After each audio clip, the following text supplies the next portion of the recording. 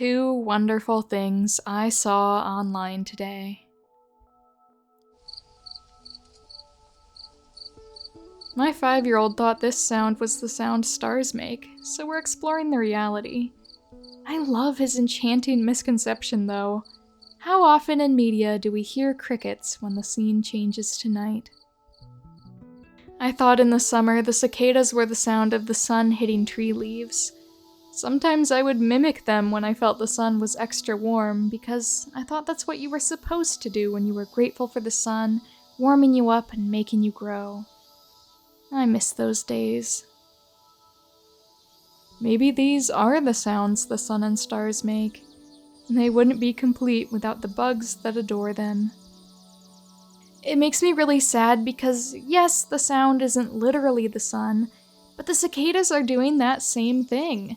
They're singing because it's warm and sunny, and through living and breeding and growing, they show that they are grateful for being alive. When I was a kid, I thought the cicadas were just the sound of heat, kinda like the sound of food sizzling in a hot frying pan. Cicadas are nature's sizzle. I used to think cicadas were the sound of heat, and when I think of hot days, I still hear cicadas, because I always heard them while broiling in the tropical sun at recess as a kid. And even though I live far from them now, nighttime still sounds like crickets and frog songs in my heart. I thought cicadas were the sound of Japanese electrical wires, because I never heard them growing up until I watched Evangelion, and it would always have that shot of the sun and wires with cicadas buzzing. I grew up in a place with no cicadas. The first time I ever heard them was in anime when I was 12. Then I kept hearing them in lots of different anime, always during a summer scene, so I thought this was some sort of auditory cue to indicate heat that might be unique to East Asia, like how a minor key in the music means something is wrong.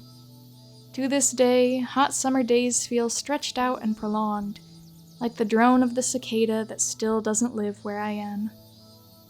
As a kid, I thought cicada noises was the sun sending extra light and warmth, and it just did that. I was always grateful for that boost. I still like to think it's the case, even though I know now it's not.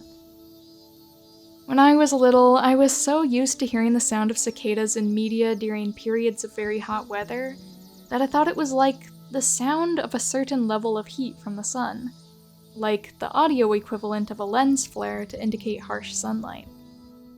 I used to think the stars twinkled, but that to see and possibly hear it, you would either need to be really high up or in the middle of nowhere. The skylights whisper to us, and they're saying, "I love you." When I was little, I thought the spring peeper frogs in the river near our house was the sound of flowers growing. I knew plants grew slowly, and the peepers sound squeaky, so I thought it was plants growing in short, squeaky bursts.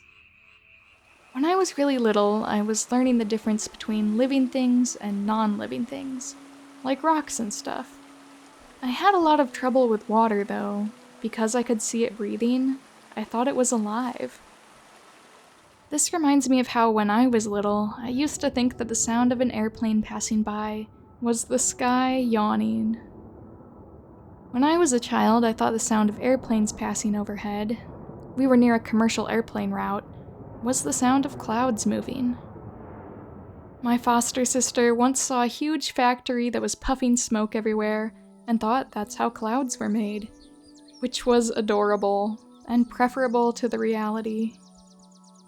I used to conceptualize putting our shutters up and down as turning the sun on and off, like the sun coming up or down was dependent on whether the shutters were open and closed. So these were very important duties. I used to think the sound of doves cooing was just what foggy mornings sounded like, because that's the only time I would hear them.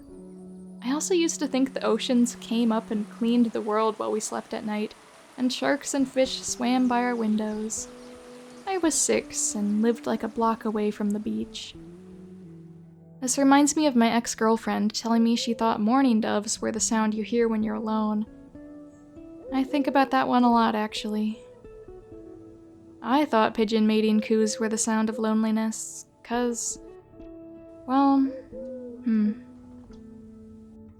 My son was about 3 when he came to me in the middle of the day and said, "Mommy, there's a knight behind the bush."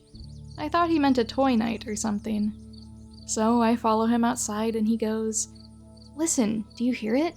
It's night behind the bush." It was a cricket. A cricket was standing in the little patch of shade under the bush, chirping. So my son saw this dark area with accompanying nighttime sounds and decided, okay, well, that is a knight right there. Their brains are incredible. I love little misconceptions we have in childhood.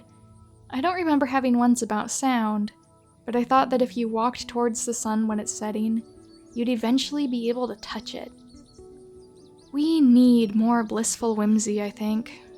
Hot take. I love human beings. I love being a human. What a wonderful thing to be born as. Hi everyone, Joey here. Just wanted to talk to you all for a second. Hope you guys are doing well. There's a thing I like to say and think sometimes that's, stay whimsical.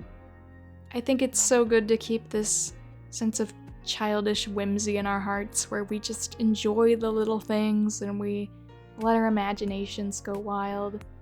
When we're young, we see so much potential and beauty in things, and we get a little more jaded as we grow up, but it's good to hang on to that and just enjoy life, enjoy nature, enjoy the little things that you don't realize how much you would miss if they were gone.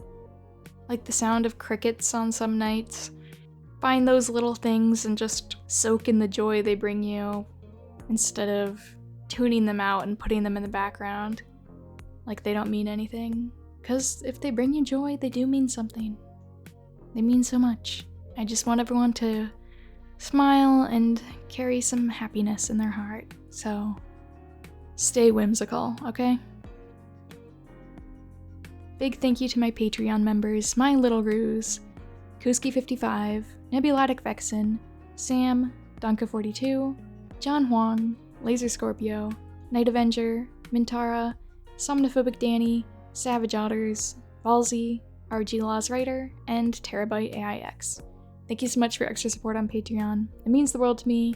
I really do appreciate the extra support, and I hope you guys are enjoying the videos. The same goes to my YouTube channel members, my Mini Ruse, AD, Taylor Thompson, Foxstar Killer, and This Person 10. Thank you so much for your extra support too. I'm so grateful to have you be a part of my YouTube channel. Thanks for sticking around. You guys are amazing. Everyone who watched the video is amazing. Thank you for being here. I hope you enjoyed it.